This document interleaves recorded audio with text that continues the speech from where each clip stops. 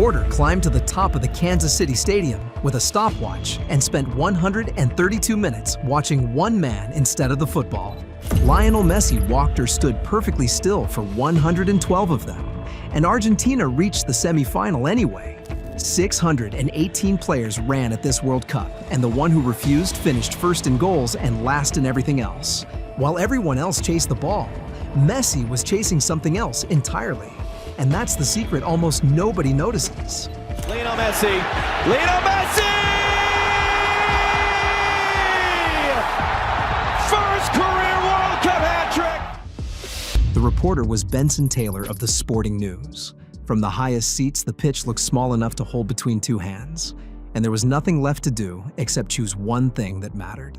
He chose Messi. He timed only the walking and the standing, the moments when the greatest player of his generation looked like any other man waiting for a bus that might never come. 84% of that quarterfinal passed that way. The Athletic already had the number at 87% before the match even started. Opta measured him walking more than 5 kilometers in 2 separate games. Then Opta released the ranking that should have ended every tired argument once and for all. Every outfield player who played at least 90 minutes in the group stage. 618 names ordered by distance covered. Messi finished first in goals and 16th in running. Last place. Behind center backs who spend entire matches staring at their own goalkeeper. Behind defensive midfielders whose whole purpose is to cover ground. Behind substitutes who came on for 20 minutes and still managed to run farther than him. Football lovers know this conversation by heart. In pubs after matches, in late-night group chats, under every highlight video, the same charge returns year after year. He does not press. He does not chase. He does not empty the tank the way the modern game demands. Against Egypt, there were long spells when he simply stood in the center circle with his hands on his hips while the rest of the Argentina side fought for every meter. De Paul threw himself into challenges. Mac Allister pressed until his body must have been screaming. Enzo Fernández won duels he had no right to win. And Messi waited. The fans who have followed him since the early Barcelona days felt the familiar tightening in the chest. They have spent more than a decade answering the same accusation, explaining the same stillness to people who only ever count the kilometers. That conversation reached its sharpest point in the 78th minute in Atlanta.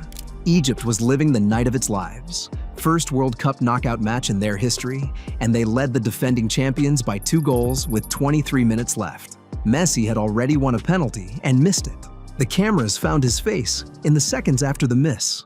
The expression carried the weight of a man who understood the final chapter of his international career might be closing in front of him. Living rooms across the world went quiet in the same way. Fans who have spent years watching him produce miracles felt the old dread settle deep in their stomachs. At the 78th minute, Argentina were still 2-0 down. No team in the history of the tournament has ever been 2 goals behind that late in a knockout match and still won without extra time. Not once, not in any round, not across 96 years of this competition. What happened next still feels like it belongs to another sport. On 79 minutes, Messi swung a ball in from the right. Christian Romero rose above everyone and headed it home. On 84, the ball broke loose inside the Egyptian box. Messi did not take a touch to set himself. He did not look for options. He simply struck it first time, and the ball crashed in off the underside of the crossbar. 2 minutes into stoppage time, Enzo Fernández headed home the 3,000th goal in World Cup history. 4 minutes of pure chaos. 4 minutes that turned a certain exit into the greatest comeback the knockout stages have ever seen. Across continents, fans who had been sitting in silence leapt to their feet. The same people who had spent the previous hour defending Messi against every tired criticism felt the old joy rush back through them. The same joy they first felt as teenagers watching a small, number 10 dance through defenders in the Camp Nou. He had never left the match. The real work was happening in places the cameras almost never catch. Pep Guardiola once tried to explain it. He talked about Messi moving his head in tiny patterns, right, left, right, mapping the weak points in a back four until after 10 minutes, the entire geometry of the pitch lived behind his eyes. Guardiola was describing labor that never stops. Longtime supporters have always noticed those small movements. They are the ones who pause the footage and point at the slight turn of the neck, the quiet glance that comes half a second before everyone else sees the space. They have argued for years that the stillness itself is the work. Dr. Guardiola has spent years counting how often elite players scan the field before they receive the ball. Xavi's highest recorded rate was 0.83 scans every second. What Jordet found in Messi was quieter. Tiny shifts of the head. Sometimes, only the eyes. Movements so slight that the defenders marking him never even registered them happening. In the 2022 final, Jordet timed Messi looking toward the exact space where the ball was about to arrive, a fraction of a second before Dayot Upamecano. That scanning rate never dropped, no matter how late the match went or how heavy the legs became. Fans who have watched him for 20 years feel a private satisfaction when the numbers finally confirm what they always saw with their own eyes. A defender's brain is trained from childhood to track movement. Movement is the signal that switches the instinct on. When an attacker walks, when he looks as if he has excused himself from the afternoon, the defender softens the mark. For half a second, he becomes another spectator. Messi has built an entire late career inside those half seconds. The last two players in World Cup history to score, complete 5 dribbles, and create 5 open play chances in the same match are Lionel Messi against Egypt and Diego Maradona against Belgium in 1986. Supporters who lived through both eras feel the connection in their bones, the same quiet calculation, the same refusal to waste a single step.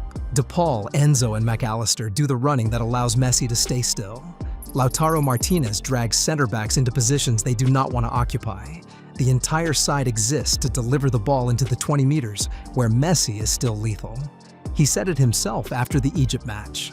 This group of players allows him to stay on the pitch because of the sacrifice they make for him every single game. Fans understand that relationship better than most. They have watched the supporting cast for years and know that Messi's freedom is paid for by other men's lungs and other men's bruises. The same walk nearly destroyed a super club in Paris. With Messi, Neymar, and Mbappe sharing the same pitch, PSG defended with 8 men, and the Champions League swallowed them whole. The Ultras whistled him inside his own stadium until Christophe Galtier had to call the abuse very harsh. Supporters who followed him through that difficult period still carry the memory of those nights. The loyalty that survived the criticism has only grown stronger with time. But the true origin of the walk sits much earlier than any of that. In the year 2000, a family in Rosario took their 10-year-old boy to an endocrinologist named Diego Schwartzstein. The boy was 125 centimeters tall, and he had stopped growing. The diagnosis was growth hormone deficiency, a condition that appears in one child in every 20,000. The treatment worked, but it came with a needle. Around 1,400 injections across 4 years, most of them into his own legs, at night, by his own small hands, before he was old enough to shave. Schwartzstein later said the medicine cost $1,300 a month. When Argentina's economy collapsed, the insurance disappeared with it. River Plate refused to pay. Newell's Old Boys, the club the family had supported for generations, stopped paying too. So they got on a plane. Carles Rexach watched the boy for 2 minutes and signed him on a paper napkin.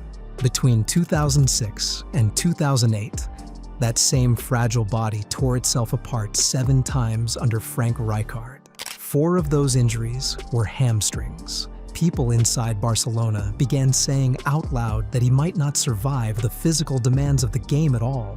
Fans who later came to love him feel a different kind of emotion when they learn this story.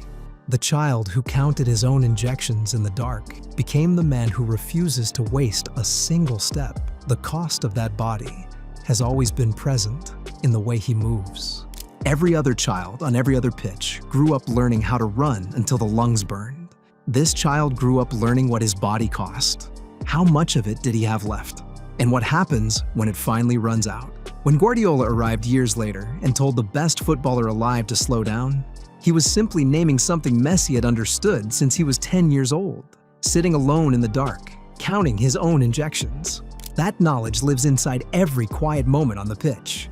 The fans who have followed the full journey feel it most deeply. That is why this World Cup finally feels like the one that belongs to him. 2026 is the hottest year ever staged. FIFA made 3-minute hydration breaks compulsory in all 104 matches for the first time in the competition's history. England played Norway in Miami at a wet bulb reading of 88 degrees when the Players' Union says the game should stop at 82. Football spent 20 years building a sport that punishes anyone who will not run. Then it built the one tournament where almost nobody could. Every athlete was given 4 weeks to learn, in public and in that heat, how to win without emptying the tank every 90 minutes. One of them had been practicing for 18 years. He has 21 World Cup goals now, more than any human being who has ever lived. Past Klose, past Pelé, past Marta, past Ronaldo. On Sunday night in New Jersey, at 39 years old, he will walk out against Spain in a final that makes him only the second man in history, after Cafu, to appear in 3 World Cup finals. Across the world, the same supporters who once defended him against every lazy accusation will sit down together again. They will watch the quiet figure in the number 10 shirt and feel the familiar mixture of pride and wonder that has defined their relationship with this player for 2 decades. The next time the camera finds him standing still while the rest of a World Cup match rushes past his shoulder, you will know what you are looking at. Pace can be coached. Stamina can be built in the gym. The ability to read the geometry of a pitch 6 seconds before anyone else cannot be given to a player who does not already possess it. And it cannot be measured by any of the numbers this sport spent 20 years learning to worship. 617 men ran themselves into the ground this summer. One of them walked, because he learned as a child exactly what his body was worth. And he has never wasted a single step of it since. Tell us in the comments who you have on Sunday, and stay with us while we watch it together.